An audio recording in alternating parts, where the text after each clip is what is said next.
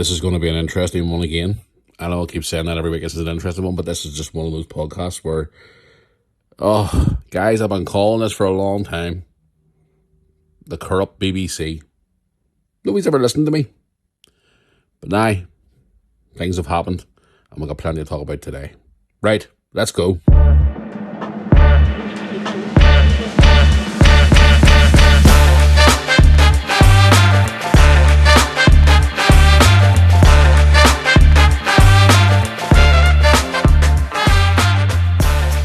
Well, good morning, good afternoon, good evening, whatever time of the day it is you're listening to me here right now. Welcome back to the Moor Army podcast for another episode. Now, here's the thing. I put a video out yesterday and I said I was recording the podcast first thing this morning. I'm actually recording this podcast later on in the day today because I've been so bloody busy today. But I'm sat down finally here and I'm sitting down here at tea time on a Tuesday night. I know, it's ridiculous. I should be ashamed of myself because the podcast should be out by now. I'm sitting down here recording this podcast right now, and it's like, right, I've been trying to get time all day to do it, and I haven't had a chance, but now I'm here. And I'm actually sitting down here with a drink that was recommended to me by a viewer on last Sunday's live stream of the Liverpool-Manchester City game. Sitting here today holding the new Prime bottle called Snowball Slushy, which I must say is actually quite refreshing. Other drinks are available, of course, but not sponsored by Prime, wish it was. But no, sitting in the day for my refreshment today is Snowball Slushy Prime. So thank you for the recommendation, guys, on the live stream last Sunday. But anyway, yes, this is going to be a good one today. Wow, what is going on, guys? This is just... I've been saying this for a long time, how corrupt these guys are, and nobody ever listens to me. Even my own mum doesn't listen to me, but that's all coming out now to fray. But we've got plenty to talk about on the podcast today. We've got plenty of news to talk about, including the main story of the BBC head guy, Tim Davie, is gone from the BBC. Thanks to Mr. Donald Trump? More on that in just a few minutes' time. But anyway, before getting into any of the episode here today, I just want to get the housekeeping out of the way, as I like to do every single week. So yes, guys, if you're listening to this podcast for the first time today, thank you for tuning in. I appreciate it. If you are listening again, once again, for the first time on YouTube, please drop a like in this podcast today on YouTube and subscribe below to the channel. If you're listening to us on any other platform, whether it be TuneIn Radio, app, Spotify, or Apple Podcast, add us to your favorites, guys. I really would appreciate it. And also, if you'd like to contact us here for any future episodes, you can do it by the social media links. If you're watching this here on YouTube, in the description below, which is Instagram and the Facebook fan page. My personal Instagram, which is official Matthew Moore, or the Moor Army YouTube channel Facebook page. Or you can send us a lovely email. There's a lot of people don't seem to use as much now. moorarmypodcast@yahoo.com. Also, guys, if you want to support our good friends and partners here of the Moor Army podcast, FTBL Spot. Now, if you're into all your football stuff, whether it be your football shirts, classic football shirts, mystery shirt in a box, football boots, and more, FTBL Spot is the location to go to. If you go to their social media links and go onto their website and contact them through social media, tell them I send you there. Excuse me, quote Moor Army. That's a Prime starting to repeat on me. If you quote Moor Army, you'll get your discount from them. Put it at the checkout at their website, and you'll get great discounts. Believe me, you do get great discounts on the checkout. So that's FTBL Spot for all your football needs. Right, we're trying to get comfortable here, actually. I'm sitting here this evening, roasting. Absolutely roasting. This my home at the moment tonight is an actual... it's like a hot oven. So I've had to open a window. I'm recording the podcast here because it is absolutely roasting in my house tonight. I know you're thinking, but it's November and it's been raining all day and whatnot. So, but here, listen. Well, I don't know, it's crazy. But anyway, yes, never mind that. Let's get into some of the news that has been going on. And also, sorry guys, before I forgot to say to you, before I go today, I know I didn't announce it on my video yesterday or my social media posts about the podcast today. I am going to be naming a Jackass of the Week this week. So more on that later.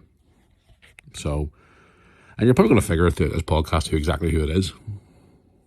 So there you go. But before I get into some of the news today, just obviously have a wee chat with you and let you know what I've been up to since the last time I spoke to you is last Tuesday from all the way in Merseyside. Now, if you haven't checked out last week's podcast where I broadcasted from Merseyside, where I was in Liverpool for, 2 days. Podcast is now available to listen to. Had a great time away. I'm actually going to hopefully drop another wee short vlog maybe tonight. Where I went, in my opinion, is one of the best restaurants in Liverpool. I'm going to drop hopefully a wee video tonight before I head off to bed. Some footage that I haven't shared. And a lot of you have been asking me as well, because it did say on Monday that I was maybe going to head out on Monday night, head into the town for a few beers and night on the town.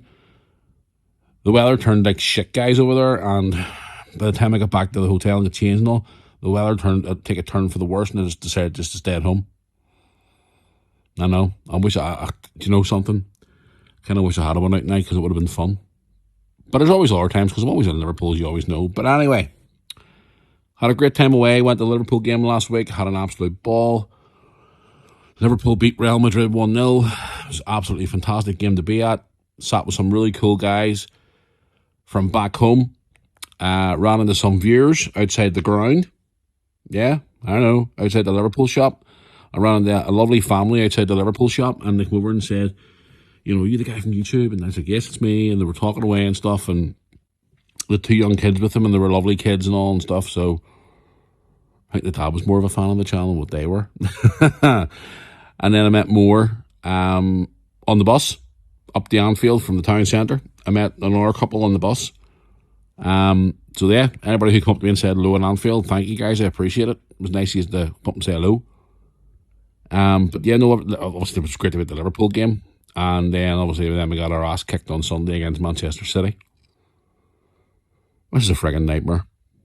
Back to square one again after 2 wins.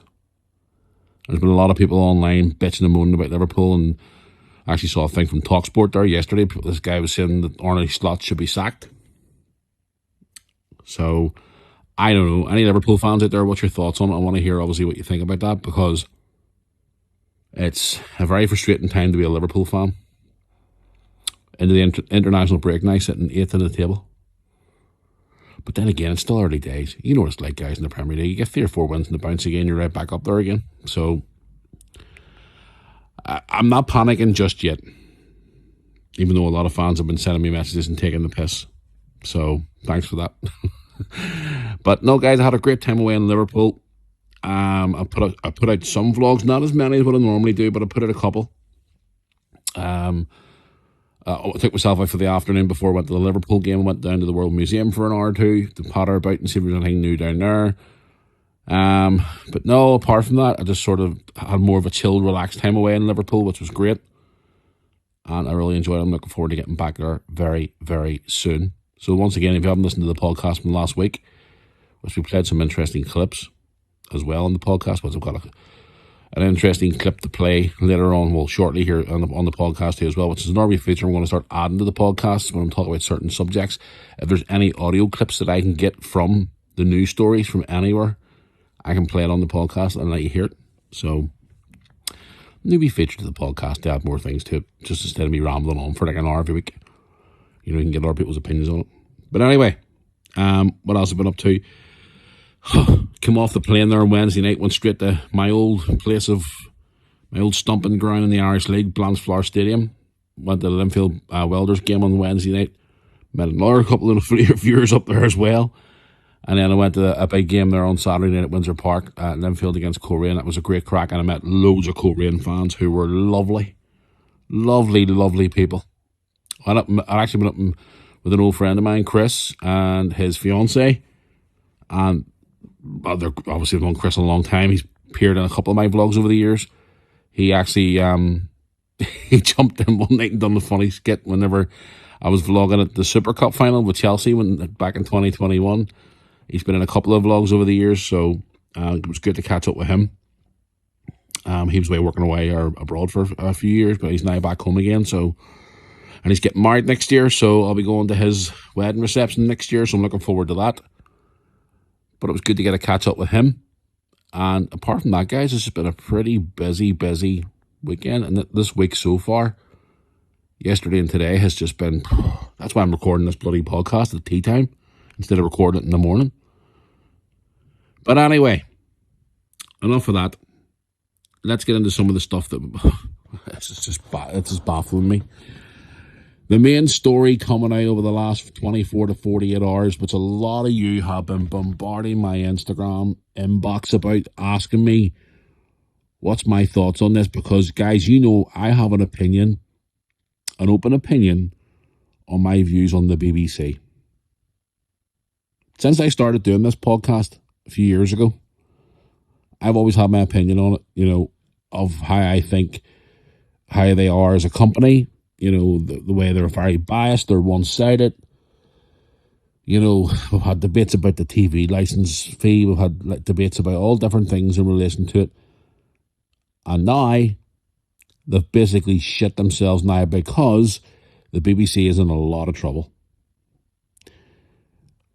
I don't know why any of these younger viewers out there know this, but a lot of the older listeners probably don't know it, but there's a programme called Panorama, which is part of the BBC, which has been around since I was a young lad.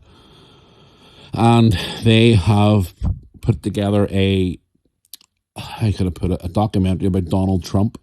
And there's a segment in it where they actually edited out what he originally said and put in a fake clip of him saying something that he didn't actually say.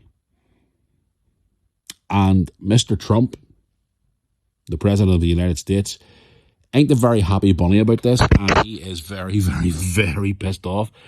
And it's now come out that he is willing to sue the BBC for damages up to the excess of $1 billion, not million, $1 billion. Fake news, fake media, bullshit. I've saw the clip side by side of what he actually said and what they put out. And due to all this controversy, the clown at the very top of the BBC, Tim Davie, has now resigned from his post, along with another person. I can't even remember their name now. But he's the top dog. He was the guy who was in charge of the BBC when we had the Hugh Edwards scandal. That dirty old perverted bastard, the newsreader. Yeah, the one who got away with it and wasn't even jailed for having videos and images of children, which I don't even want to get into it too far because I don't want to go into too much of a rant about that pervert.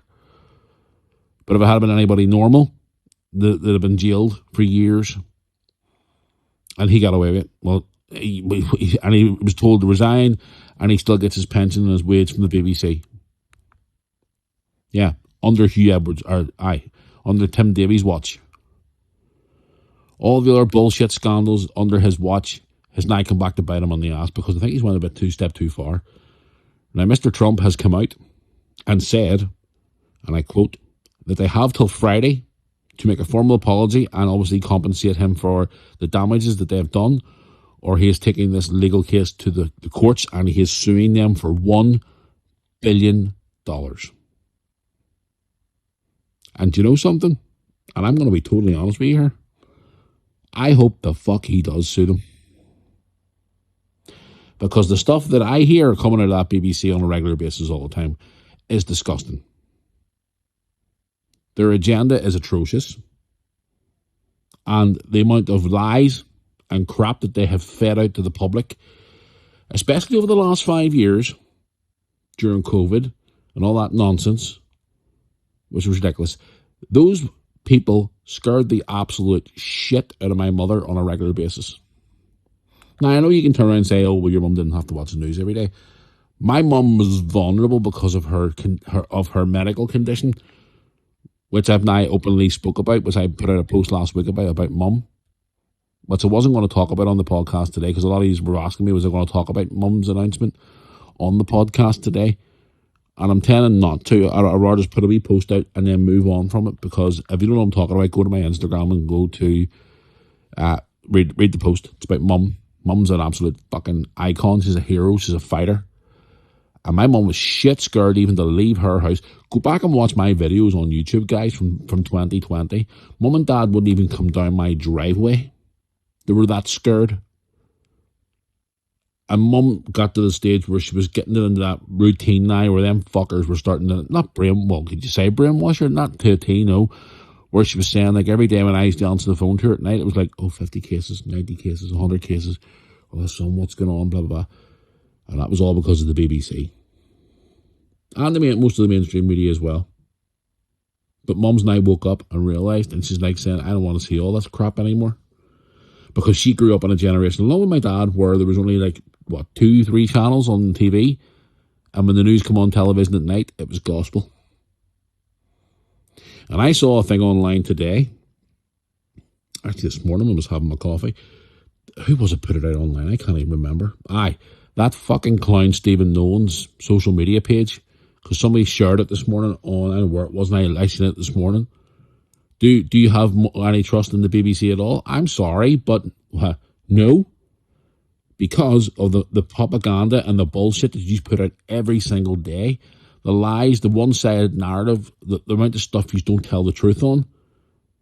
And people are now starting to cancel their TV license. They're starting to walk away from you because they're sick and tired of your bullshit narrative. I saw a clip online yesterday of Nigel Farage saying, the guy who wants to be the next Prime Minister, that the BBC should not be getting any more public money and they should go to the subscription service. And if people don't want to watch it anymore, then they have the option not to. I mean, the amount of lies that they've lied to us over the last, not even just 5 years, maybe more than that. But now this case has come out about Donald Trump and he has the balls to stand up to him and say, right, okay, you want to spell lies about me? You want to put out fake clips and fake news and re-edit and all and say, oh, it was a mistake. Well, guess what? I am putting up with that crap and I'm going to take you to court and I am going to literally financially cripple you. And you can't expect the fucking taxpayer or the people who pay the license fee to pay the BBC's damages for their own actions because they're that stupid. So, for now, the top dog is gone. God knows who they're going to bring in to replace him. Probably another lefty, folder-carrying, university-type, fucking box-ticking moron who's going to come in and go, oh, yes. Now, Mr. Davie today, or not Mr. Davie, sorry, what do you call him? That fucking twathead who quit. Tim Davie, and heads away now because I'm ranting about BBC again, was heading into the BBC headquarters today, and I've got an audio clip of what he had to say. And, you know, I could go into this all night. I've talked about these boys for years and years and years. You know, and I can have an opinion on this because people, like my mum even said to me today, she was like, oh, but you don't want to say too much in case they come to your door and arrest you. I'm sorry, but I'm not slagging anybody in particular. I'm having a go at the company, a public company, who's supposed to be the public broadcaster, who are lying to the public, and they're putting the fee up this year again for the TV license to over £180 a year. And now they've been caught with their pants down, and we're supposed to feel sorry for them? I don't think so. But anyway, I have this audio clip that I'm going to let you listen to here from him going into the BBC offices today. For what he says, it's kind of like, it's just like a typical generic answer in my opinion. But have a listen anyway, guys, and let me know what you think. But listen to this here as he was entering BBC buildings today. It's unbelievable, guys. Listen to this here. Hey everyone, good morning. Just want to say a couple of things. I'm here to lead and support the BBC. I'm very, very proud of our journalists in this building. They're doing work I think that's incredibly important. I want to thank every one of them. They're doing a wonderful job. Also, everyone across the BBC doing their thing for the UK, and personally, I'm here to lead and support them. The BBC's going to be thriving, and I support every one of the team. I'm very proud of them. Thank you very much, Aaron. So what do you think of that? Huh? Couldn't get away from the people asking them questions quick enough. When I watched the video of it, actually, I was just the audio recording, but when you actually watch the video of it, you see he can't get away quick enough. I don't know, guys, where this is going to go, but the BBC have been told now they have till Friday to form a public apology and compensate Mr. Donald Trump in some way. Now, we're only on Tuesday at the minute. Is this going to happen? I don't know. But if it does get to the court, and I've seen a few of these, how can I put it, lefty fucking journalists on different platforms saying, oh, it'll not get to that. The BBC are a very well established organisation, and they're really, you've been caught with your pants down trying to put out one side of a narrative for people and expecting people to believe your bullshit when you've been caught out lying again. So, me personally, if it does get to that case, I hope Donald Trump rips him a new arsehole, to be quite honest, because they think they're bigger than everybody, the BBC, and I know that firsthand from my own experience with people who I knew before they went to work for the BBC, and now they wouldn't even batter an eyelash at you because you don't believe their narrative. And that's fine. That's their way of living. That's absolutely fine. They want to live like that, go ahead and do it, but don't expect me to believe all the bullshit and the propaganda that you're putting out. So it's going to be interesting over the next few days to see how this turns out, and I'll be keeping a close eye on it. I know somebody's probably thinking, oh, but you don't do a podcast on Thursday anymore. What are you going to do? Oh, we'll keep an eye on it. Don't you worry about that. And we'll keep letting you guys know what's going on. Be interesting to see over the next few days how it goes. Maybe they'll run with their tail between their legs and shit themselves and realise that they've bit off more than they can chew. It's going to be an interesting few days, guys. What do you think? Let me know what you think about this Donald Trump thing. Drop me an email or send me a message on social media. It's going to be interesting over the next few days what exactly happens with this whole Donald Trump situation. Now, here's an interesting story for you. Now, I think I mentioned this maybe briefly last week or so. I don't even remember, but talking about these prisoners being accidentally released from prison and then they go out and reoffend and kill people and stab people and whatever else. But listen to this here. This report came out today that apparently more than 90 prisoners in England have been freed by mistake since last April. 91 prisoners were freed by mistake from April to October this year, according to the new government figures. And that balloonhead, David Lammy, has told MPs today, apparently, that it was a big mistake, apparently, and they're trying to clamp down on it. Hang on. How can you accidentally release a fucking prisoner who's been put in there for, like, murder or whatever? Like that guy, was it last week or the week before, he was going around stabbing people again? Was he deported or something? I can't even remember. What is going on with our justice system? Now, I've talked about things on this for weeks about two-tier policing and talked about, the government and we talked about the immigration issues and stuff like that on the podcast here. But how can you accidentally release somebody from prison when you know they're in there for a long period of time? This world really makes my fucking teeth itch now. It really, really does. A total of 262 prisoners in England and Wales were freed by mistake in 12 months up to March, according to the latest figures. 262 prisoners. And they wonder why this world's fucked up. And they wonder why the prisons are full. And it was the time that we were letting people out early and all, remember? Do you remember all that? Like, seriously, the justice system in this country is so... Oh, I don't know. I watched an interesting interview with the Polish, was he a prime minister or something? It was sent to me yesterday. And way he talks about the way they control their country, especially at the borders. Take no prisoners, no bullshit. You're coming in on a boat, you're out. End of. No ifs, way, we'll bring them in for a few weeks and then we'll... No. You're turned around and they actually use force, including weapons. They don't take any of that bullshit, any of this crap. When you get put in prison in Poland, you're in prison and that is it. You do your term and that is it. Honestly, the UK needs to take note from some of these countries of what they're doing. Not putting up any crap. And the stories go on and on, guys. It's just, there's today as well. The Epping situation, the Epping thing you heard over the news a couple of weeks ago. There was a court case. The council was taking them people to court about trying to get the Epping hotels and all closed down. But it's now been reversed, and Nepping Hotel must continue to house asylum seekers. But veterans are lying on the streets sleeping, freezing to death. Not a penny to their name. Left to rot. Why are these people being brought in every week and put in hotels? I don't know. It's unbelievable. They can continue to live in this hotel in Essex after the council lost their legal battle to remove them in a high court. Where's the justice system in this country, guys? And then you get the BBC who are feeding out all this bullshit and expecting you to believe everything that they're... Oh, it would make your teeth itch, wouldn't it? It really would. And listen to this one. And this is the one that really fucking pissed me off when I read this earlier on today. Military veterans kicked out of barracks to make more room for hundreds of more asylum seekers.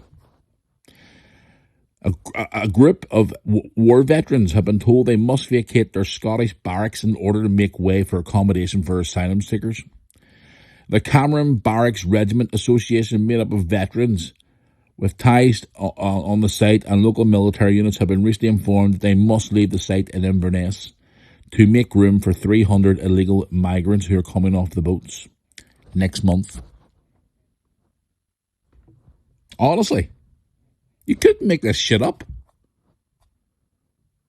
You really could not make this. And then the BBC are making it all about left-wing bullshit, and you're going, and you wonder why people don't trust the BBC anymore, and you wonder why people in the UK and Britain are losing their rag. Guys, I've made this clear multiple times on this podcast.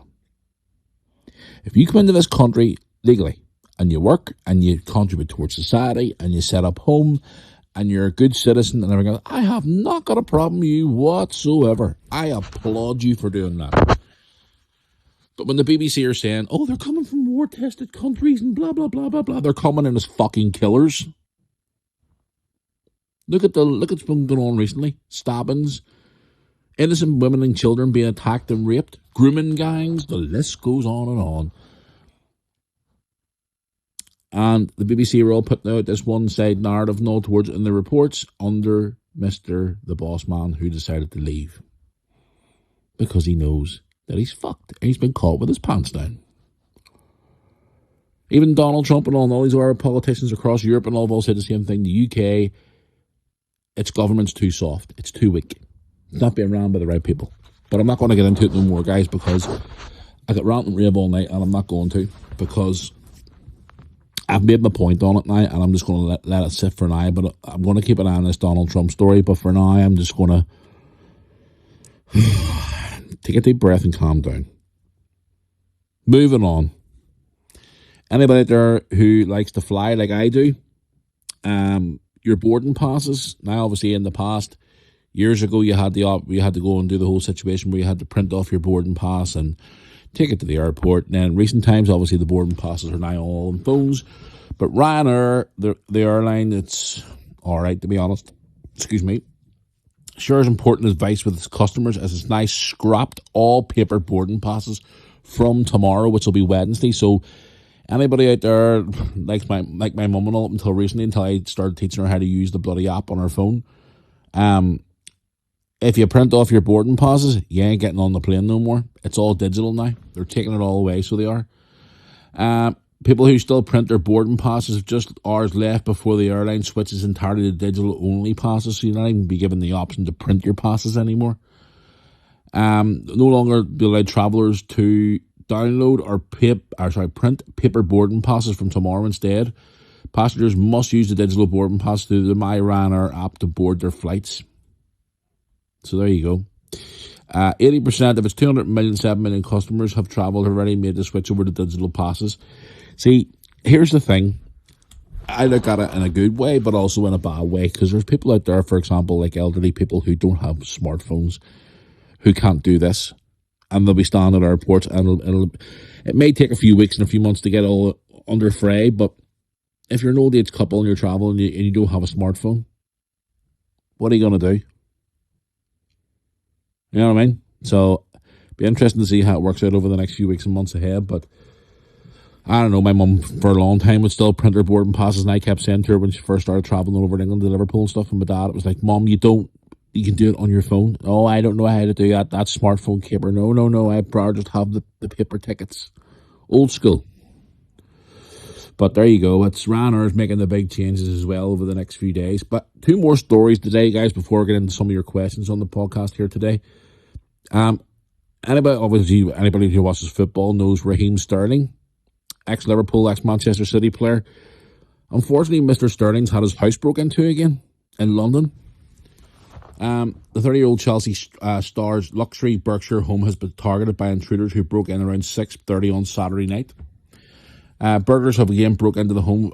They broke into his home before, but they're targeting him again. And I think this is the second or third time Sterling's house has been broken into. So I hope he's okay, and I hope his family's okay, because I know he has a few small kids and stuff there. I mean, that's absolutely horrendous. The fact that, these people just don't know how to leave celebrities alone.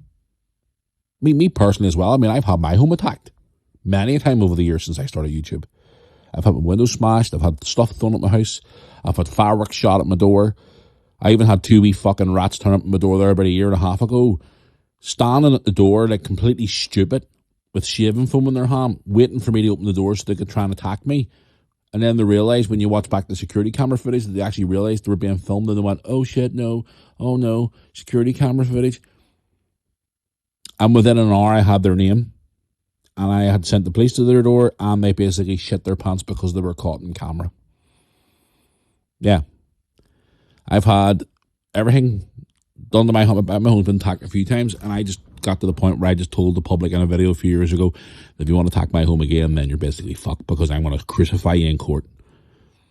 And I've had to do it to 2 or 3 people over the years where I've had to get police prosecutions and all onto them. Lucky enough now, the message out there, don't take that shit, but nobody should have to have their home attacked because, okay, you're in the public eye and stuff like that and whatever else, the likes of Raheem Sterling and all, but having your home broken into and your home attacked because you're doing something that you love, you know what I mean? It's fucking disgusting the way some people out there live in this world right now. I know obviously Raheem Sterling's an ex-Liverpool player, ex-Man City player. I was disappointed when he left Liverpool when he was a young lad and stuff, but to have someone's home attacked, especially when there's kids in the house and their house broken into, is disgusting, and some people need their fucking head looked at. You know what I mean? Why can't people just live and let them live their lives? But these younger ones nowadays, or these younger generation now, these wee rats I call them, have no shame and no fear. I understand there's been burglars around for a long time and stuff like that, but the younger generation now just seem to think they can go around destroying properties and wrecking people's properties because they think it's fucking funny because they can't be disciplined anymore. Well, that's where it needs to change, because the likes of Raheem Sterling or myself or other people's had their home attacked because they're a footballer or a TV personality or whatever. Like that big weightlifting guy, Eddie Hall, strongest man, he had wankers turn up at his home. Excuse my French, again. But when subjects like this here really make me cross, because people turned up at Eddie Hall's house and he ended up having to chase them down the street. I've had to chase me rats away from my door as well. I understand there's younger ones that are like to get attention and all. And, everybody done it when they were kids, like maybe ping a wee window or something or run away and have a bit of fun in the crack and all, or knock the door and run away and all, like kids play games. But when you start attacking people's homes because they're a known person, like for example on YouTube or on they're a footballer or a singer or a celebrity or whatever, and you think you're going to do it because you want to bring them down, well then I think you have mental health problems, and I think then people need to be locked up and put in insane asylums because they're not wise in their friggin' head. And God, okay, Raheem Sterling, I was disappointed when he left Liverpool and all that, but he's still a human being. He has children. He has a home. Why attack it? But then you will get some fucking crazy fuckers will come in and go, well, he shouldn't be in the public eye then, his home wouldn't be attacked. Well, so he can't pursue his dream as a football player because some loony lefty or some loony toon crazy fucker says, well, if he's not in the limelight, then he won't get his house attacked. Okay, yeah, but he's doing something that he wants to love, and it doesn't mean that he has to have his home broken into or his home attacked. You know what I mean? So this is where now the world that we live in right now, where people are just so evil, and they get jealous so much, and they're evil, and they just want to take people down. Like people, for example, with me, I get it all the time. All the time I get it. Every week I get it. Stupid comments, cheeky messages, just looking for attention because they live sad, pathetic lives. I think I need another swig of Prime here, guys. But me and Husky here. Hang on. Oh my goodness, mate. Trying to reach across here to get this drink. 1 wee second.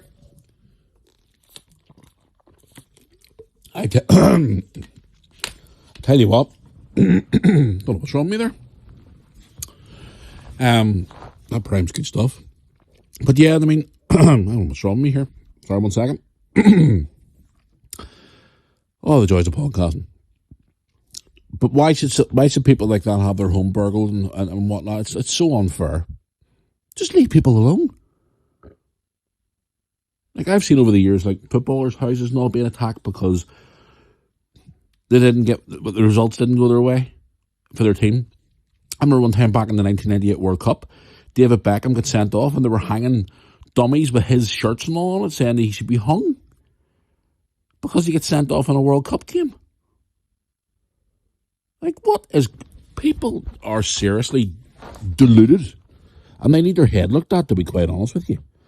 But my thoughts quite... The star, Raheem Sterling, reading more into the report here, it said it's the third time in just 7 years that Sterling's home has been targeted after incidents in his property in Surrey and Cheshire. Why are these people doing this? Why can't they just leave people alone? They're pursuing what they want to do. And it just says here as well, in 2022, his house was targeted by burglars who stole jewellery and watches said to be worth about £300,000. Why? What? Because he's a celebrity, you see. And then you'll get some oddball going, well, he wanted a quiet life in his house when he broke it into. Well, then he shouldn't be doing what he wants. So people can't pursue their dreams to be a sports person or a singer or a dancer or an actor because they're scared of some fucking Looney Tune. They're going to go and burgle their house or attack their home or try and bring them down. It's sad. But again, my thoughts are out with the family right now for them. Here's something I thought I would never say before I go on to the questions for today. Announce the jackass of the week as well. I've talked about this for a couple of years now on the podcast, and I've always said I've never been a fan of the programme or any programme like that for years because of obviously all the craziness and the woke shit and TV and all that there. But I'm a Celebrity, Get Me Out of Here announced their 2025 cast. Now, I've never been a fan of this programme, right? Excuse me. Now the Prime's starting to repeat on me. Even before everything started going all woke and shit and all, it was out years ago. But I was out last night with a couple of friends and I was sitting there watching telly with them in their house. I was out with friends last night, whatever else. I was just sitting there and the thing came on the screen for I'm a Celebrity. And I looked at the people who are in it and I thought, oh my God, that's actually quite a good list. Listen to some of the people who are in it this year. Now, a lot of younger listeners might not know this, but here's the thing. Kelly Brook, unbelievable. Kelly Brook's been around for years. I used to think she was a beautiful girl back in the day. She's done the Big Breakfast and all years ago, and she's done loads of stuff over the years. For my older listeners, Ruby Wax, who's been around for, my God, generations. Martin Kemp, who was in EastEnders and Spandau Ballet, the band. Ozzy Osbourne's son, Jack Osbourne. A rapper called Atitch, I don't know who he is. Alex Scott, the former professional football player who's now a pundit. Angry Ginge, yeah, the content creator. Shauna McGarry, who was in EastEnders. Eddie, the BBC One Radio Extra presenter? Eddie, is it Kitty? I don't know who he is. Lisa Riley, who was in Emmerdale for a long, long time. Great character. So there's just a few. And again, that's quite an interesting cast. And I actually said to Mum today, I thought, maybe I'll actually give in this year and I'll actually sit and watch it and see how it goes. So any I'm a Celebrity fans out there, what you think of that? I think it's interesting. So it is. It's going to be an interesting cast this year. Now, your man Angry Jens, I only really know him because he's friends with Luke Littler, who is professional dart player. Obviously, they're friends and stuff, so I don't know him from Adam. But apart from being around Luke Littler, of course, but I'm going to watch it, just to try and have a look at it and see this year, what is going on. Now, Big Brother, I'll never watch Big Brother again, because Big Brother has went just complete and total fucking doolally, Looney Tune. It was a pronoun, gender, I don't know who you are, fucking woke crap. I won't watch Big Brother anymore. I used to watch Big Brother when it first started back in 2000, which was a great show back then, but now, no, I'll never watch it again. Not for me, thank you very much. But yeah, there you go, guys. That's just some stories I want to talk about today on the podcast. Sorry for me ranting a little bit more there, but it's just some of them subjects really annoy me, especially when I was talking about the veterans being removed from the military places and obviously being left on the street and stuff. It's just really starting to get on my wick at the minute. So it is, but before I do answer questions, just something just popped in my head there. It's obviously, I remember getting a couple of questions about this from listeners and stuff like that. And I saw a wee thing last night when I was out.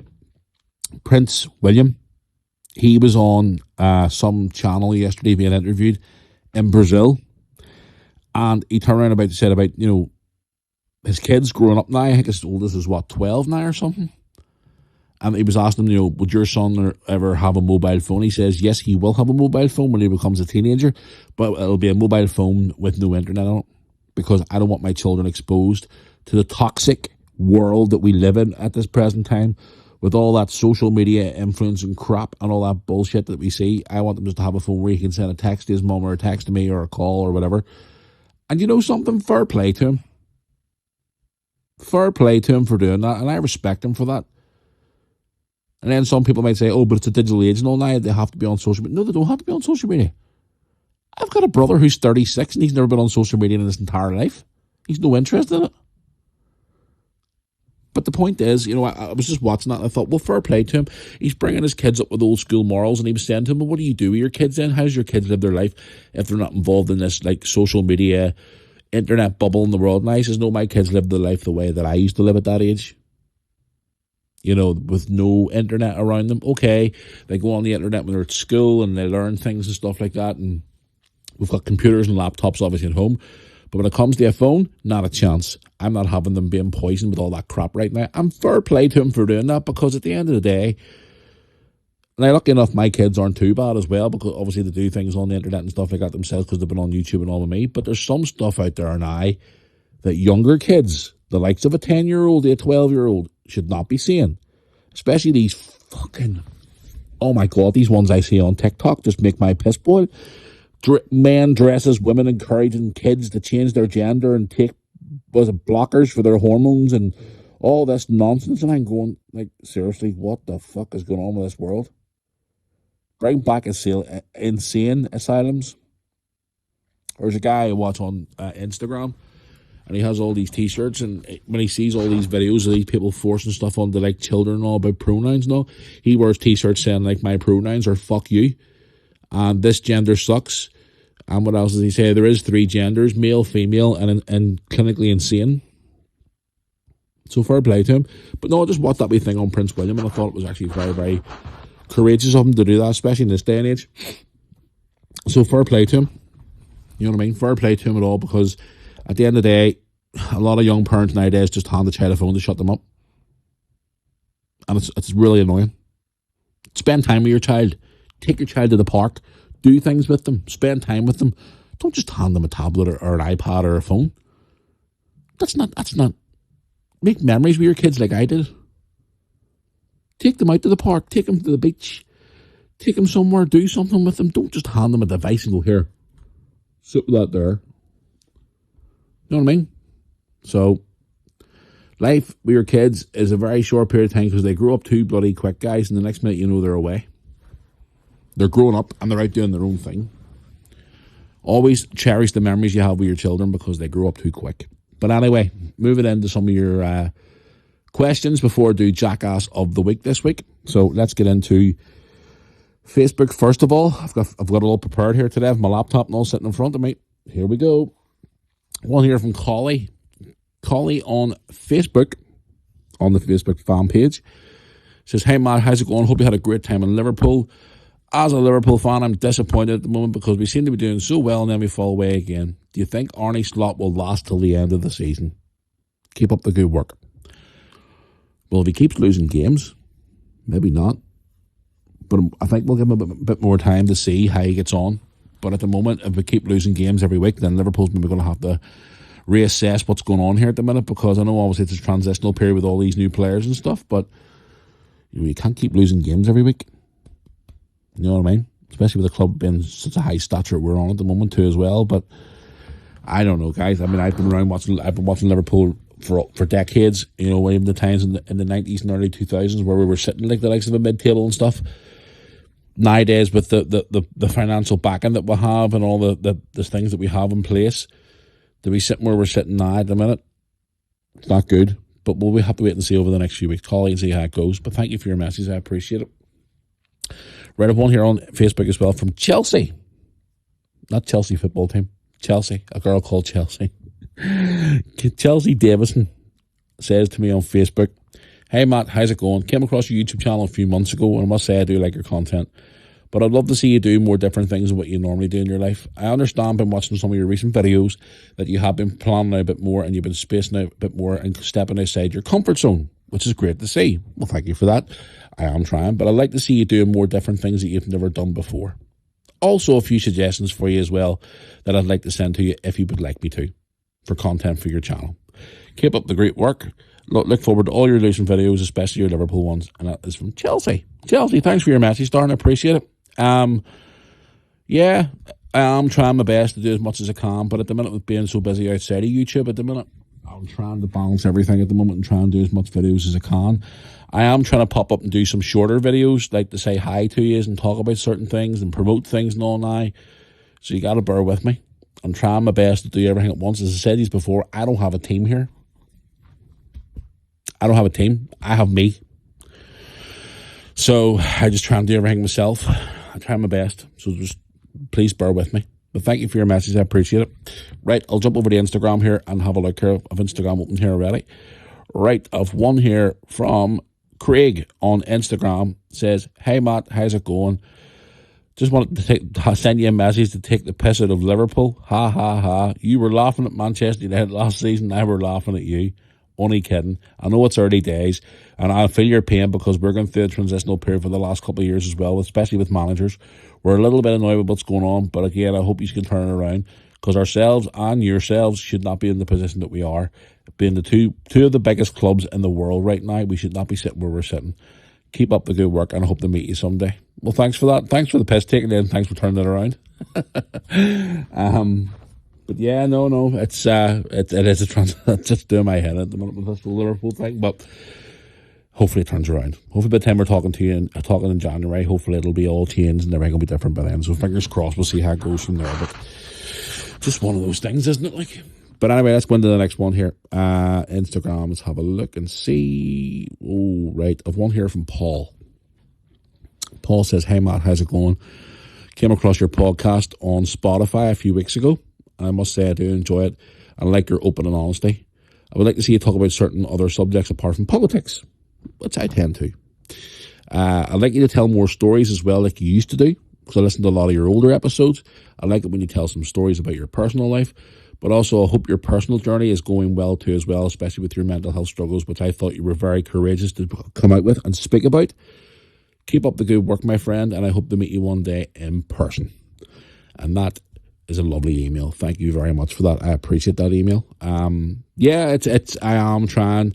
I get people asking me all the time for some embarrassing stories and things like that. There is some podcasts every week I'll talk about stuff that may not everybody agree with, and then there'll be some podcasts that'll be good and some people will not. Like I was talking to a guy the other night, two guys actually, one from Coleraine, both from Coleraine, I think they were, and they said they loved the podcast. So it's not everybody's cup of tea, but we'll just have to wait and see. We'll just keep plodding on to see how we go from there. But I do try. So thank you very much for your email.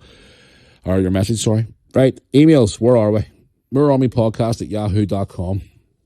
I forgot to open the bloody emails. Here we go. There we are. Right, let's have a look here and see what have we got. Right, I'll have a wee look here and see. Right, I want to hear from Nicola. Nicola, where are you from? Scroll to the bottom here. Where are you from? Dunmurray, Belfast. Okay, Nicola from Dunmurray, Belfast. How you doing? Nicola writes to me, "Hey Matt, how's it going? I must say I'm very, very frustrated at the moment with all the stuff going on in schools, with children being fed information that they think they're too young to learn." Oh, here we go. Haha. I listened to you a few weeks ago on the podcast talk about different things like teachers and things that are being taught to children. But I want to ask you your opinion on this thing here about children in Northern Ireland schools, and for what I've been hearing in English schools being taught about lockdown drills. What's your view on this? This is to do with terrorism and other types of lockdowns. I am so angry as a parent, and I think this is disgusting. What is your view on that, being a parent yourself? Wow, I actually heard about that. Lockdowns in schools. Well, I personally think it's bullshit. Now, understandable at the minute, and then people might think I'm fucking racist for saying this again, because I've spoke to a couple of people, who work in schools and stuff, and they've said apparently these lockdown drills are for people like, under attack and things like that. Fuck me, they never done that for us whenever we were at school during the bloody Troubles. We were just taught if anything happened. I'll tell you a story actually about this. You want to hear storytelling from that last one? I'll tell you a story about this one. Back in the late 80s, early 90s, before I moved to Bangor, I was in primary school. My old primary school, you've seen them in the Shankill estate you've seen it in my vlog a couple of times, where we were sitting one day and there was a bomb placed inside the estate, which was actually placed near my fucking house. And we didn't have any lockdown training or terrorism training or anything like that back in them days. We were just brought out in a single file and sent home. And the worst about it is my house was literally yards away from where the fucking van was sitting with the bomb in it. And that was the day actually my dad-in-law was interviewed from the TV, because he came home early from work that day. He was working in the council at the time. And he came home early from work that day to make sure me and Mum, I don't even, was Tony even born then? Tony might have either been a baby or was even born at the time, but I remember it like it was yesterday. And they had to bring out the robots and all to dispose that bomb. It was drove down the back of the Crumlin Road courthouse into the estate where I used to live. And they sat it right there, and I swear to you, I remember it like it was yesterday, but we didn't get none of that lockdown training. But now they're doing it because a lot of reasons. Me personally, I think it's because now schools are getting attacked more than what they used to. You know what I mean? And then when I heard for the first time lockdown, I went, please tell me they're not doing COVID shit and all that fucking school again, brainwashing them poor kids again. But from what I've been seeing, apparently they're doing these new drills now for it's called lockdown drills or whatever it's called now. And I understand, like, obviously I'm lucky now my kids are not at school anymore. Well, apart from this, he's still in education. I don't know why they still do it in college. They're doing it in colleges or techs, whatever. Like, I don't know. But from what I've been told, they're doing it in primary schools and high schools. I don't know. Are they doing it in Northern Ireland? I didn't even know, honestly, but just reading your email today. But I think it's crazy. The fact that they're teaching kids now to prepare for the worst case scenario when it comes to maybe attack on the school. And this is the whole point I'm trying to say to you. People are living in fucking fear now because of all this shit. Between all the people getting away with murder and the justice system and the two-tier policing and illegal immigration and these people coming in with swords and knives and attacking girls and kids, women and everything else. What the fuck? So I'm sure you're frustrated and angry as a parent, because I know I would be if I was asked my kids to do that type of shit. But if you can give me some more information on that, I would love to share more of it with the listener, because I know I have a lot of parents who listen to the podcast, so let me hear more about that. Now, you didn't say about schools, obviously your kids go to, or kid or whatever, which I understand, it's private. But I've heard a few schools around, especially here in Northern Ireland, are doing that, and I don't know, it's crazy. It is absolutely crazy. Keep me posted on that, and thank you for your email. I do appreciate that, and keep me posted on it, because it'd be an interesting subject to hear more on it. I may actually do a bit of digging on it tomorrow, actually, have a look around on the internet and see if we can find more about it. But I've heard about it. I've seen people talking about it on social media and stuff. It's unbelievable. What world are we living in now, guys? Honestly, what type of world are we living in? I'll do one more email before I head on to the jackass of the week here. Oh, what a nightmare. Right, where are we here? One here from Peter. Where's Peter from? Peter's from London. Hi, Peter. How's it going? Thank you for your email. Peter says, hi, Matt. How's it going? Just want to drop you an email to say, do you have any fond memories on WWE wrestler Eddie Guerrero? Eddie Guerrero passed away 20 years this week, and I'm sure you have very fond memories of yourself. Did you ever see Eddie perform live? If so, when and where? Keep up the good work, and I look forward to your AEW vlogs next month. I'm going to the show in Manchester. I'm driving up from London, and I'll keep an eye out for you. If I see you there, I'll buy you a beer. Mate, thank you very much for that. Yes, now, obviously people are listening to the podcast now, well, doesn't watch wrestling. This is a part for the next 2 or 3 minutes you probably want to listen to. Yes, Eddie Guerrero I saw perform many a time. I saw Eddie perform at live events. They're called now, but they were called house shows back then. I saw Eddie perform at WrestleMania. So I did, a few times. I met Eddie in person twice. I shook his hand outside the arena in Belfast, and I met him personally in New York City at Modell's, the shoe store, during WrestleMania 20 weekend. Me and the guys I was with just walked into Modell's, and he was doing a signing, and it was coming towards the end, and we just took a wee chance to go over and say hello to him, and he looked at us and goes, "You are not from around here." And we were like, "No, we're from Northern Ireland." He was like, "You flew from Northern Ireland to be here? Why? Are you on holiday?" And we're like, "No, we're here for WrestleMania." Wow, he says, "I shake your hand for that, buddy." You know, he was so nice. And I've actually got pictures of Eddie wrestling in Belfast with Chris Benoit and Rhino and Rikishi. I think it was a tag team match or something that night. And I got pictures of Eddie Guerrero lying at my feet in the front row at the SSE Arena in Belfast. I've got pictures of him at WrestleMania. You know, Eddie Guerrero was an unbelievable talent. Away from wrestling, he was a family man. Yes, he had his demons. He had problems. He had his drug-related problems, his alcohol problems. You know, he lost his family, then he regained his family. He had a lot of issues, and then he was clean for a very, very, very long time. He was not on drink or drugs for a lot of years. And then in 2005, Eddie Guerrero passed away in a hotel room where he was standing brushing his teeth in the bathroom of his hotel room, and he collapsed with a massive heart attack and died. And he's dead 20 years this week, and I can't believe it's been 20 years. I remember like it was yesterday. I remember getting the news that day like it was yesterday. I could tell you exactly what I was doing that day. I was sitting on my PC at home on a day off from work, and my friend from Belfast phoned me and says, "You need to go to WWE.com right now." And I says, "Why?" And I was stood onto my PC and switched it on, went onto the website, and boom, there it was. Eddie Guerrero, dead, age 38. And I couldn't believe it. Eddie Guerrero was an amazing person. He helped so many young talent. He helped other people outside of wrestling, away from his local area where he lived. He helped charities. He was just an amazing person inside and outside the ring. And unfortunately, he passed away in 2005. And I remember it was a week before Brooke was born, because he died on the day Brooke's original due date was. And she came a week later.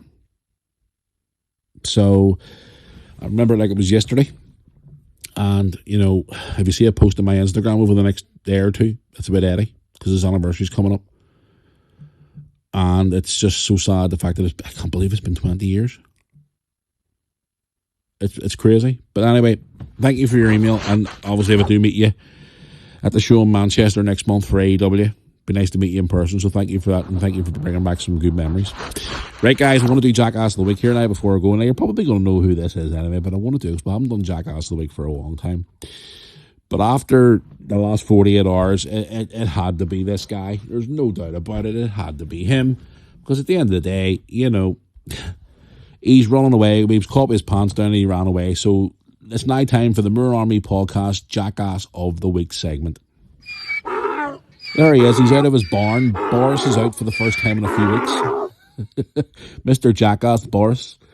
So yes, guys, no really much consideration. I just made this decision myself, to be quite honest with you. So the Jackass of the Week for this week is, can I get a drum roll, please? Thank you very much. The Moore Army podcast Jackass of the Week for this is former BBC head Tim Davie. That's right, it's him. Boris, screw your head off for me, the Jackass. So he is. He's an absolute tool. He's the Jackass of the Week for this week. So he is. No doubt about it. But anyway, I'm going to go now, guys. So thank you for listening today. I appreciate it. Sorry for more of the ranting today than actually talking and telling more stories today, because obviously this whole scandal going on with the BBC is really making my mouth water now, and I'm looking forward to seeing what happens over the next few days, whether they come out with their tail between their legs and give this man an apology on Friday, or before Friday even. Have to wait and see. But anyway, that is it until next Tuesday. Hope you all have a great week ahead of yourselves. I'm going to try and do as many vlogs as I can this week, guys, because again, I'm very, very busy. I'm actually due to go out tomorrow.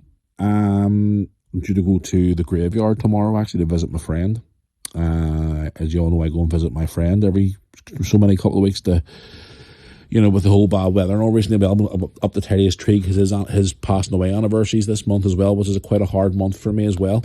So to go up and see that tomorrow, and I'm hoping to be going up with his sister. So we'll see how that goes tomorrow for that. Weather dependent, of course, as well, because it's been a horrible day here in Northern Ireland with the rain. But I want to try and do as much vlogging as I can.